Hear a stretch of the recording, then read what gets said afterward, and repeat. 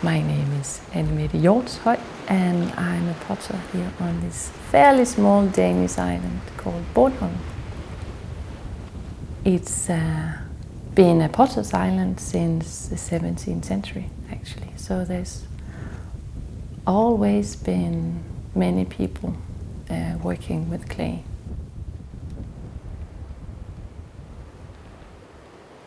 I grew up in the countryside on a farm.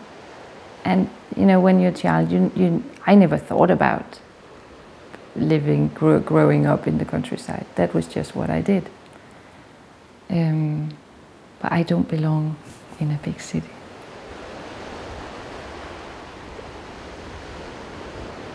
But I moved here because I became a student in what was then the glass and ceramic school on Bornholm. I was actually part of the very first group of students here.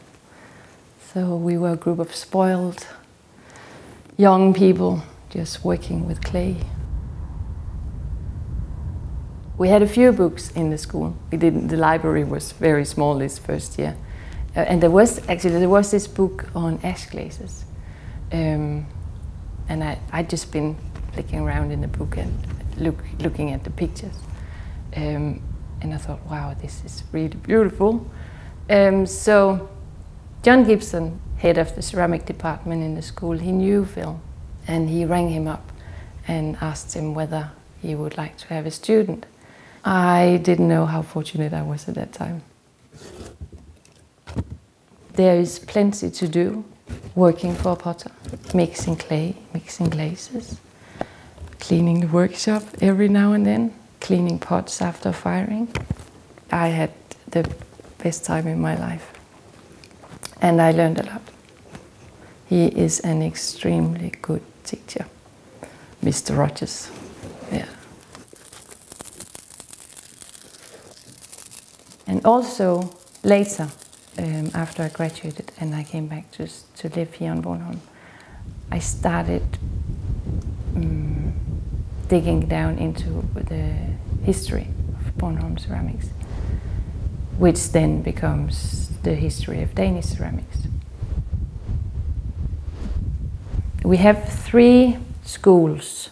The group of Danish potters, where Goldmark was a teacher, that graduated from the academy in Aarhus. And then there is the school in Copenhagen. The Royal Porcelain Factory in Copenhagen always had ceramic artists working there in the factory, which has played a big role to Danish ceramics. And then there is the potters on Bornholm that has got their roots in the Hjort factory. And one important woman, her name is characterised. She has made a big influence on Danish ceramics. Actually, she's said to be, you know, the roots of what we're all working on now. When I worked in Wales, Phil asked me if I wanted to do a lecture on Danish contemporary ceramics. I didn't know many Danish potters at that time, so it gave me a possibility to ring up people and ask, could I borrow pictures of your work? So I had a chance to meet Danish potters. I also phoned Goldmark. She worked with Bernard Leach, and it's so funny. When I called her, you know, I'm Anne Mette and I'm living here in Bornholm and I'm doing this lecture, and she sent me a whole box full of material, catalogs and interviews she did in America at some point, and we spent half an hour on the phone. She, you know, I got a little embarrassed because she said, "But where do you go and dig the clay? Do you know the clay here? And the clay is very good at this point on Bornholm. And but are you not using it?" And she was all into the process. You know, when I said Bornholm, she has come here to dig a lot of clay, and actually there's a farmer who's got a private beach with lots of good clay. and he's got quite a collection of her work because they've swapped.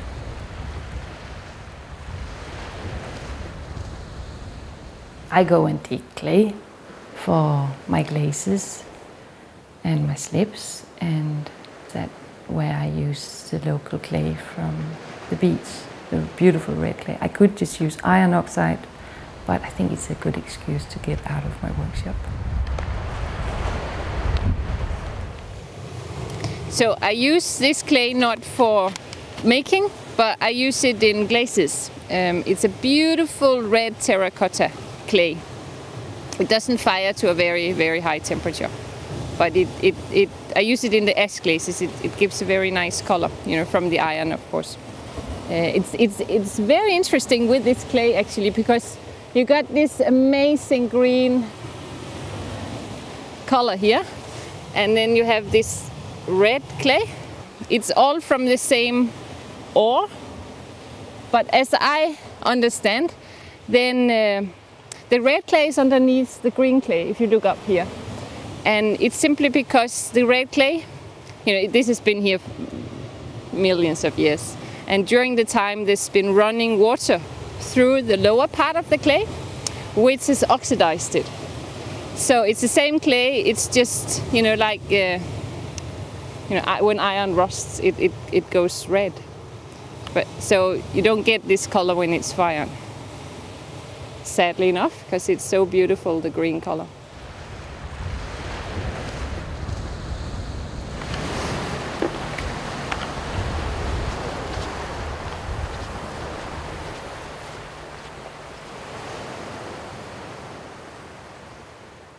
For me, it takes time to get to know clay, surfaces, shapes. And it's a lot about seeing, I think. Some things don't catch your interest, but then something does. You just get deeper and deeper into it. You know, all of a sudden you see it.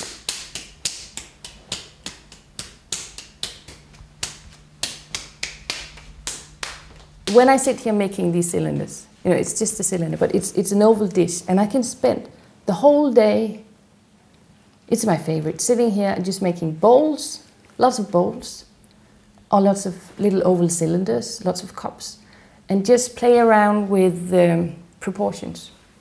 You know, 300 grams of clay, just a little lump of clay, and you make lots of little cylinders. And then when they are leather hard, I shape them, and it changes the whole thing so much, you know, just the way that you have played around with the proportions. You know, if you put the line just a little tiny bit like more like this, or it just changes the whole shape. And that's interesting. And when you make a handle or you make a footroom, it's all the little details. And then that combining with the way you fire. It's to put all the chapters into a story.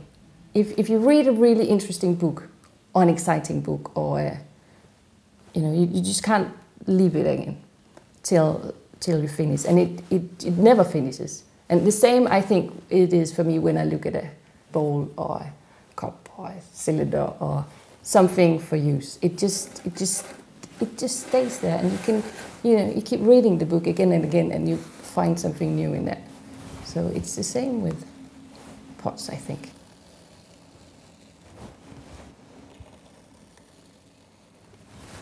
It's a very good thing to have your workshop at home, because you have to do things when the clay has got the right consistency. So you just have to always, you know, take good care of the clay. It's like your grandmother, you can't leave her alone. She needs care all the time. Little old cylinder.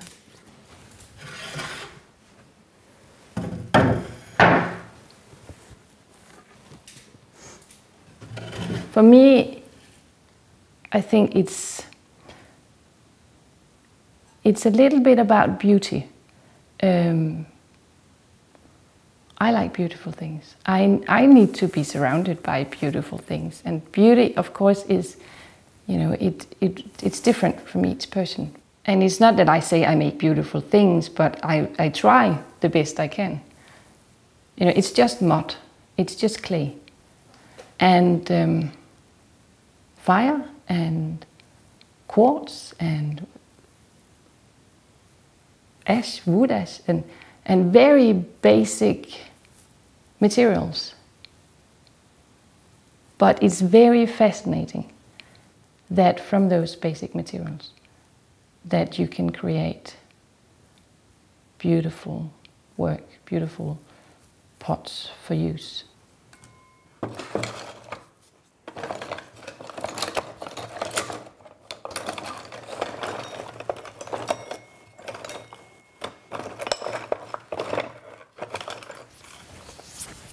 I make my own stamps. I just have a lump of clay and then I carve out patterns. I stamp the surface when the piece is still quite wet, but it needs to be hard enough for this stamp not to stick. I think I quite like the repetition. It kind of does something interesting. It picks up the salt in the firing. So it kind of emphasizes the decoration, and I like that. It's kind of one story. I just do the same thing with the porcelain bowls. They've got a glaze on, so it's a different story, but it's kind of the same where the glaze run into the little pool here. It goes a darker green, and when there's like a little top, the porcelain comes through. I like quiet pots, I think. Making quiet pots, because there's going to be food in here and that's going to take a lot of attention, hopefully.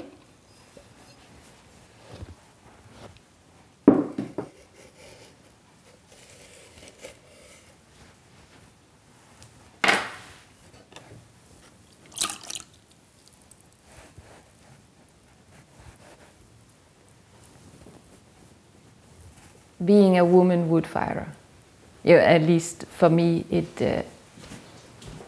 I don't do it on my own.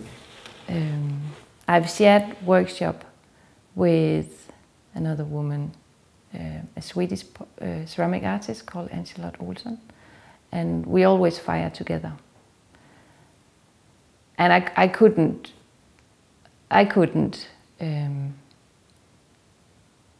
be a wood firer.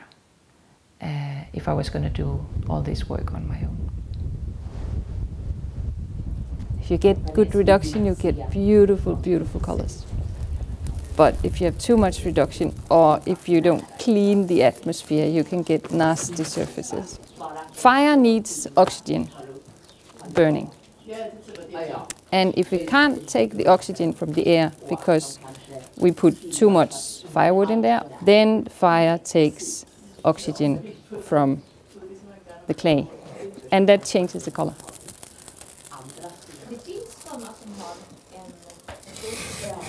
So you want to look into the kiln to check the reduction, but as soon as you open just a little bit, you get air inside. So you also look at these little holes drilled in the arms. If the little flames coming out, it means it's a pressure. It's good. But you need to, we need to burn down the wood to get clean atmosphere, and then the temperature rises, and then we stoke again. So we have to find the rhythm. In a salt kiln, if you don't have good reduction, you have base, and we don't like base. So if you get good reduction, you have chestnut, reddish, brown. Sometimes you get a little mother of pearlish surfaces, and that's beautiful. But it's difficult. Okay, Anne-Charlotte, nu tror jeg, at vi skal første kammer. So we're going to stoke in this one now.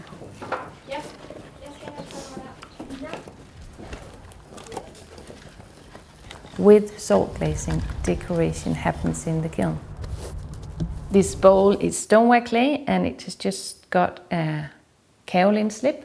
I've just brushed that on, and then it's placed in the kiln with another bowl inside. And then I stack this one inside the other bowl. And there's another one stacked on top of that. And then it goes into the kiln. So where a lot of flame comes, and with the fire I put salt in and put it in the kiln when I reach high temperature. And the salt vaporizes, and the natrium combines with the silicium from the clay, and it turns into a glaze. But where in the bottom of this bowl, it's been hidden away, it's not much flame or salt can get into this part that's protected from the other bowl. So it's a little drier, and also it's got another color. So the decoration happens in the firing. That's very interesting, because you've got a colleague then, and it's a big challenge, because you have to learn from that and try to do the best you can to get beauty from what the kiln can offer you. And that's also a big responsibility, because you use a lot of firewood and you use a lot of clay, and when you turn clay into ceramics, you can't go back again. And we've got enough things in this world. So of course you have to think really carefully when you put something into the kiln. In Danish you would say, at man skal gøre sig umage. So you need to, how would you translate that? You need to pay honest attention to what you're doing in life. It sounds a little deep, but you to drink a glass of red wine also in between. But I think actually it is like that. And it's difficult. It's very difficult. And I'm not struggling because it's difficult, but I'm trying to do the best I can. And many times it's not good enough, because it's so annoying if you have a really good piece coming up from the kiln and it's a bad shape. Then it's my fault. And you can't always control where you get the beautiful surfaces on which spot. So you just have to pay attention to what you put in the kiln. I think I also came back to live on Bornholm because there's a beautiful nature here. I don't think about it when I make work, that I'm inspired by nature. I don't think about that literally. But of course I do. Sometimes I do look out the window, or I'm standing looking at a beautiful tree. Sometimes it's the reverse. Then a piece comes from the firing, and it's exactly the same colors. Then when it's winter, and when it's just about to be sunset, and there's a white, thick snow with a little bit of moths coming up through the snow, and then you have the blue sky, and then you have this pinkish orange starting, in the horizon. And then you say, whoa, that's strange, because that's just what's on the piece. So, it doesn't always just go one way. It's nature, isn't it? So they just sometimes meet in funny ways. I know I'm fortunate to find a way in life where life goes too fast. Time goes too fast. Time goes too fast, and on the other hand, when you're working with clay, it's a slow life, because you can't force anything. Ceramic pots take time. But it's an ongoing learning experience. And It's enough for me.